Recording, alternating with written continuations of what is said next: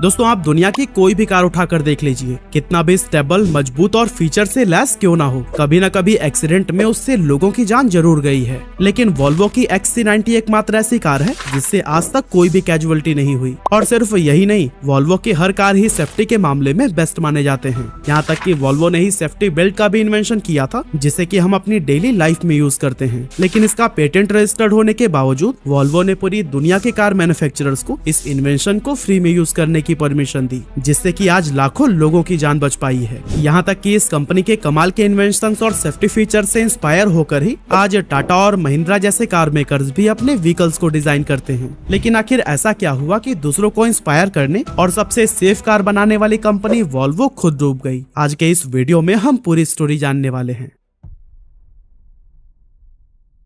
तो दोस्तों, अगर देखें तो वॉल्वो की शुरुआत हुई थी 1927 में, जब कुछ स्वीडिश इंजीनियर्स ने मिलकर गोथेनबर्ग स्वीडन में इसकी नींव रखी थी। इसके फाउंडर्स का मेन गोल था एक ऐसा कार बनाना जो कि वहाँ के क्लाइमेट का सामना कर सके और सेफ्टी के मामले में भी टॉप पर हो। और अपने इसी मिशन को पूरा करते हुए ही इन्होंने वॉल्वो की पहली कार OV4 लॉन्च की। Open body 1.9 litre 4 cylinder engine वाली यह कार 28 HP प्रोड्यूस करती थी। हालांकि पहली कार होने के बावजूद ये इंस्टेंट हिट साबित हो गई, क्योंकि ड्यूरेबिलिटी, पावर, सेफ्टी और कंफर्ट हर मायनों में यह उस टाइम के हिसाब से परफेक्ट थी। साथ ही ये दुनिया की पहली ऐसी कार थी जिसमें लैमिनेटेड विंडशील्ड लगाई गई थी। एक्चुअली उस समय कार्स में लगने वाली विंडशील्ड एक्सीडेंट होने पर चकनाचूर होकर पैसेंजर्स को ही बुरी तरह घायल कर देती थी। लेकिन वॉल्वो की कार में मौजूद लैमिनेटेड विंडशील्ड में प्लास्टिक लेयर्स लगी हुई थी, जो कि टक्कर होने पर कांच को एक साथ होल्ड करके रखती ताकि वो टूटकर लोगों को घायल न करे। इसी तरह से 1944 में वॉल्वो ने अपनी सेकंड कार PV444 लॉन्च की, जो कि इतनी ज्यादा सफल हुई कि इस ब्रांड को पूरी दुनिया में ही पहचान मिलने शुरू हो गई।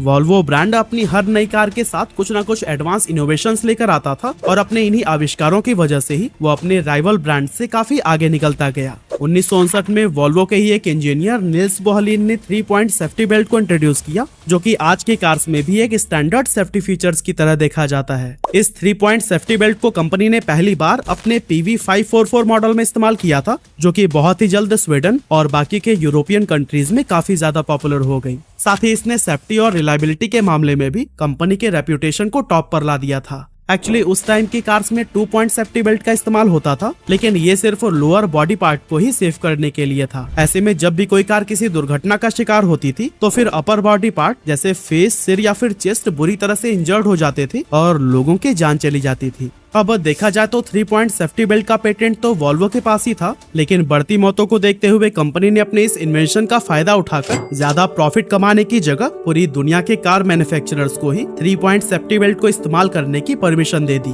और उनके इस कंट्रीब्यूशन की वजह से एक्सीडेंट से होने वाली कैजुअलिटीज बहुत ही ज्यादा डिक्रीज हो गई। नेशनल हाईवे सेफ्टी एडमिनिस्ट्रेशन के अकॉर्डिंग 1975 से लेकर अब तक इस सीट बेल्ट ने लगभग 3,74,000 से भी ज्यादा जिंदगियां बचाई हैं। 1964 में वॉल्वो ने रियर फेसिंग चाइल्ड सीट को भी इंट्रोड्यूस किया, जिससे कि कार्स में बच्चों की सेफ्टी काफी ज्यादा इंप्रूव हुई।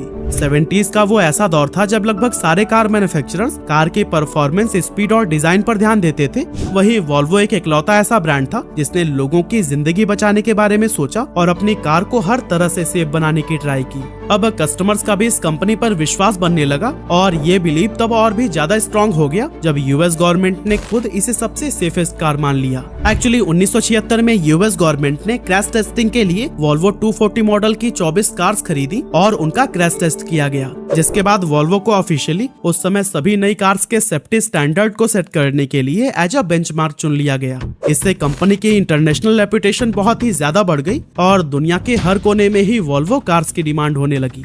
1977 में वॉल्वो ने एक और नई टेक्नोलॉजी को इन्वेंट किया, जिसका नाम था लैम्डा सोंड। वॉल्वो ने लैम्डा सोंड ऑक्सीजन सेंसर पेश किया, जिसने एमिशन को कम करने के साथ साथ इंजन परफॉर्मेंस और फ्यूल एफिशिएंसी को बहुत ही ज्यादा इंप्रूव कर दिया। इसके बाद से 1991 में कंपनी ने साइड इम्पैक्ट प्रोटेक्शन सिस्टम को भी इंट्रोड्यूस किया, जिसमें साइड से एक्सीडेंट की सिचुएशन में पैसेंजर्स की सेफ्टी के लिए reinforce door beam, air bags और इसी तरह के कई सारे सेफ्टी फीचर्स लाए गए। हालांकि अभी तक वॉल्वो काफी अच्छा परफॉर्म कर रही थी और खूब सारा रेवेन्यू भी जनरेट कर रही थी, लेकिन वॉल्वो की पेरेंट कंपनी AB वॉल्वो ने 1999 में अपनी कार डिवीजन को अलग करके एक सेपरेट कंपनी बना दी, जिसका नाम वॉल्वो कार्स कॉर्पोरेशन रखा गया। अब कार डिवीजन को अलग करने का रीजन यह था कि वॉल्वो तेजी से बदलती ऑटोमोटिव मार्केट पर प्रॉपरली फोकस करना चाहता था, क्योंकि इससे पहले तक वे ट्रक्स, बसेस, कंस्ट्रक्शन इक्विपमेंट और दूसरे इंडस्ट्रियल पावर सिस्टम्स को एक ही कंपनी के अंडर मैन्युफैक्चर करते थे। सेपरेट कंपनी बनने के बाद से इसी साल वॉल्वो फोर्ड के साथ में मर्ज हो जाती है, जिससे कि उसे फोर्ड की न्यू टेक्नोलॉजी और बेटर रिसोर्सेज मिल सके। इस एक्विजिशन के लिए फोर्ड ने $6.45 बिलियन चुकाए थे और अब फोर्ड के पास भी वॉल्वो की बेहतरीन इंजीनियरिंग टीम्स और प्रोडक्शन फैसिलिटीज आ चुकी थी। फोर्ड में शामिल होने के बाद से वॉल्वो खूब एक्सपेरिमेंट करता गया और इसने और भी कई सारे नए और एडवांस फीचर्स को इंट्रोड्यूस किया, और ये सभी फीचर्स वॉल्वो के न्यू मॉडल XC90 SUV और S60 सेडान में देखे जा सकते हैं। इन कार्स के बिल्ड क्वालिटी का अंदाजा आप इसी बात से लगा सकते हैं कि XC90 एक लौती ऐसी कार थी जिसे 2015 में यूरो NCAP से 5 स्टार सेफ्टी रेटिंग मिली थी। तभी तो 1998 में वॉल्वो कार्स की जो सेल 1,03,000 के अराउंड थी, वो 2008 में 3 गुना बढ़कर 3,74,000 के करीब पहुंच गई। लेकिन इसके बावजूद फोर्ड ने 2010 में वॉल्वो को $4 बिलियन के भारी नुकसान के साथ एक चाइनीज कंपनी गिली को बेच दिया। लेकिन फोर्ड ने ऐसा किया क्यों? पागल वागल हो गया था क्या?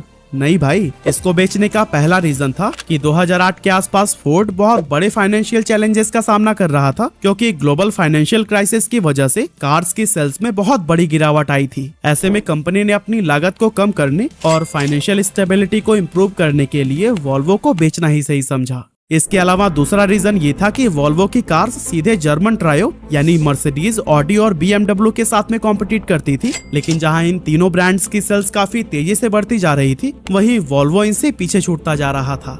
अब जैसा कि हमने आपको पहले भी बताया कि वॉल्वो ने 2008 में 3,74,000 के करीब कार्स बेची थी, जबकि उसी सेम ईयर BMW की सेल थी 12 लाख कार्स की। और यहाँ वॉल्वो के कार्स भले ही पहले से थोड़ा ज्यादा बिकने लगे थे, लेकिन इस कंपनी का प्रॉफिट लगातार कम हो रहा था। 1998 में वॉल्वो ने $476 मिलियन का प्रॉफिट अर्न किया था, जबकि 3 गुना ज्यादा सेल्स के बावजूद 2008 में इसे $1.5 बिलियन का लॉस हुआ था। और कुछ इसी तरह से फोर्ड के वॉल्वो को बेचने का तीसरा रीजन था कि फोर्ड के मैनेजमेंट अपने कोर ब्रांड जैसे कि फोर्ड, लिंकन और मर्क्यू पर ज्यादा फोकस रखना चाहते थे, ताकि बदलती हुई ऑटोमोटिव मार्केट में अपनी पोजीशन को और भी ज्यादा इंप्रूव कर सके। इसीलिए फोर्ड ने अपने नॉन कोर ब्रांड्स जैसे कि वॉल्वो, जैगुआर, लैंड रोवर और एस्टन मार्टिन को भी बेच दिया।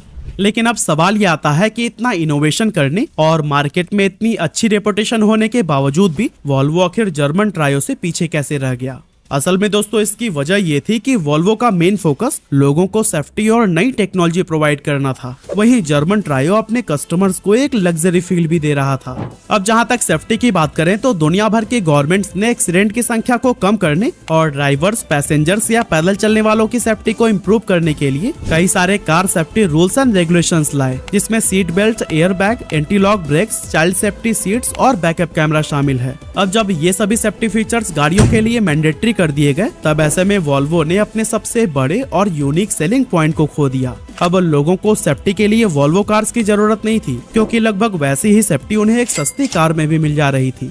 साथ ही वॉल्वो और जर्मन ट्रायो के प्राइस काफी हद तक सिमिलर थे, लेकिन जर्मन ट्रायो सेफ्टी के साथ साथ लग्जरी फील भी दे रहे थे। तो ऐसे में कस्टमर्स मर्सिडीज, ऑडी और BMW की तरफ ज्यादा अट्रैक्ट होने लगे और वॉल्वो की मार्केट पोजीशन डाउन होने लगी। लेकिन अगर आप वॉल्वो के फैन हैं तो निराश मत होइएगा, क्योंकि गुड न्यूज यह है कि वॉल्वो एक बार फिर से मार्केट में धमाकेदार कमबैक की तैयारी कर रहा है, क्योंकि गिली में शामिल होने के बाद से वॉल्वो ने अपनी ब्रांड वैल्यू को बहुत ही ज्यादा एनहेंस किया है। इसने 2013 में चाइना के अंदर अपना पहला कंप्लीट मैन्युफैक्चरिंग प्लांट एस्टेब्लिश किया, जहां वॉल्वो S60L और XC60 जैसी बेहतरीन कार्स प्रोड्यूस की गई। कंपनी ने 2013 में टोटल 4,27,840 व्हीकल्स बेचे थे, जो कि 2012 के मुकाबले 1.4% ज्यादा थे। लेकिन वहीं 2019 में इसने ग्लोबली 7,05,452 यूनिट सेल किए थे, जो कि 2018 से 9.8% ज्यादा थे। और आपको जानकर हैरानी होगी कि अपने 93 साल के इतिहास में पहली बार वॉल्वो ने 7 लाख से भी ज्यादा कार्स बेची थी। 2019 में कंपनी ने अपनी पहली fully electric SUV Volvo XC40 recharge P8 को लॉन्च किया, जिसमें कि कई सारे नए फीचर्स जोड़े गए थे। हालांकि फिलहाल वॉल्वो का गोल है कि 2025 तक वो ग्लोबली अपनी टोटल सेल्स में से 50% इलेक्ट्रिक व्हीकल्स बेचे और 2030 आते आते कंपनी पूरी तरह से इलेक्ट्रिक कार्स बनाने लगी। अब वॉल्वो का ये कमबैक इसके कॉम्पिटिटर्स को कितना परेशान करने वाला है ये तो हमें आने वाले टाइम में ही पता चल पाएगा। लेकिन वॉल्वो ने हम सभी लोगों के सेफ्टी के लिए जो काम किया है उसे हमें जरूर अप्रिशिएट करना चाहिए।